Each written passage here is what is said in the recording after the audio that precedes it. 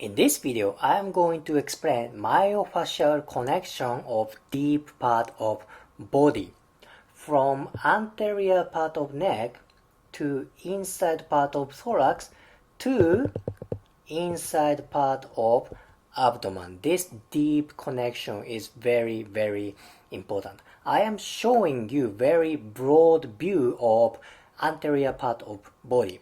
From next picture, I'm going to show you the detailed picture, closer view of body.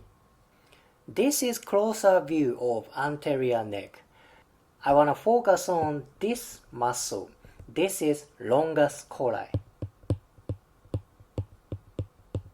Longus colli is in front of cervical spine. Okay, in front of cervical spine. I think this is very unique muscle.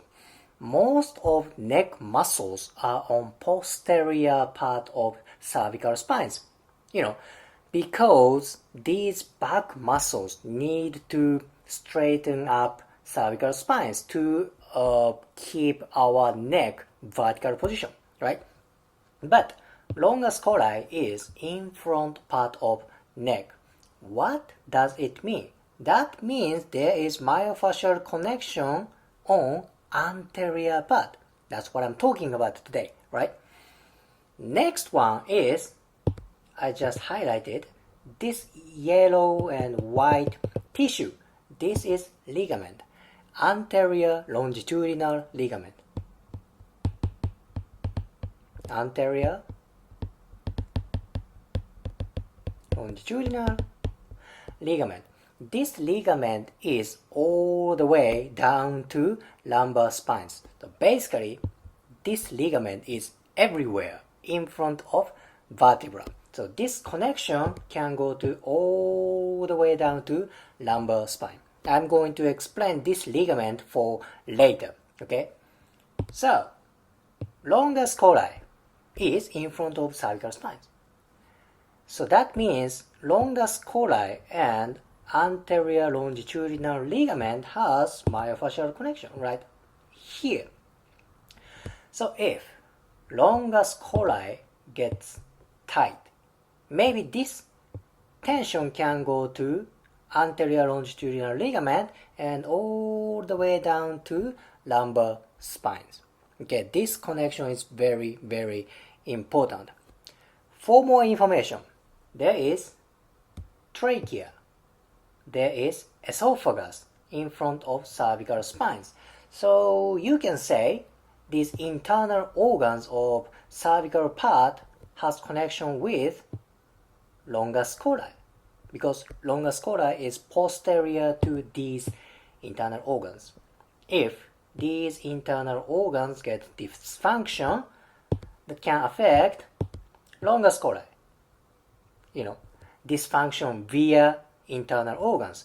This tension can go to anterior longitudinal ligament and all the way to lumbar spine. Do you see this relationship? That is why anterior part of neck is important for whole part of body.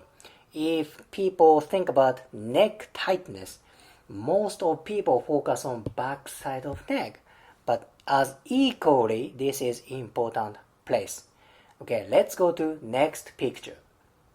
I said longus colli and anterior longitudinal ligament connection can go to all the way to lumbar spines.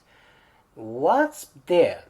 There is diaphragm here, right here. Then look at that, diaphragm. And this white thing is anterior longitudinal ligament. So imagine when longus colli or cervical internal organs get dysfunction, that tension can go to thoracic spines, lumbar spines, and sacrum. Of course, that tension can affect diaphragm, of course, or inside of rib cage, whole part of rib cage because of deep connection of myofascia. Does it make sense? Then what is in front of lumbar spines or beside lumbar spines? Let's say this muscle. What is this? This is very famous hip muscle. This is psoas. Psoas. This is very deep part of lumbar spines. This is close to diaphragm.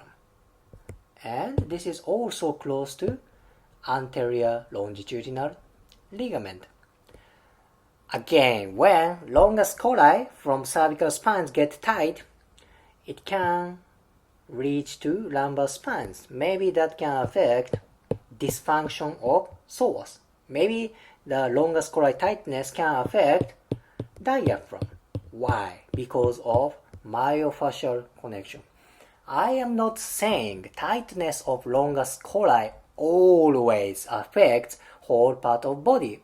This is just possibility, but I think this is very good to open up your view of anatomy, anatomical consideration. Okay, so I'm going to go back first picture, which is broad picture. Now you can see better view of this connection. This is longus colli, and there is internal organs around this area. Longus colli, anterior longitudinal ligament that can affect inside part of rib cage. Then it can affect diaphragm.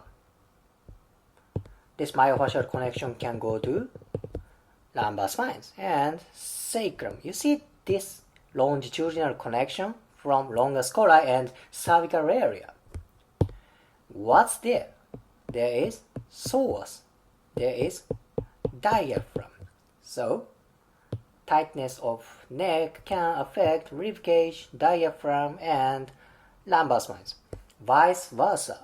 When psoas gets tight, this tension can go up to diaphragm, inside part of thorax, and anterior part of neck. So this is kind of a two ways relationship. If one side gets tight, that can affect one side. When lumbar spine gets tight, psoas gets tight, that can go all the way up to cervical spines. I think this connection is very important for cervical spines movement, thoracic spines movement, lumbar spines movement. Anyway, for core movement, core stability. If you liked today's video, please hit the like button, comment and subscribe. See you next video.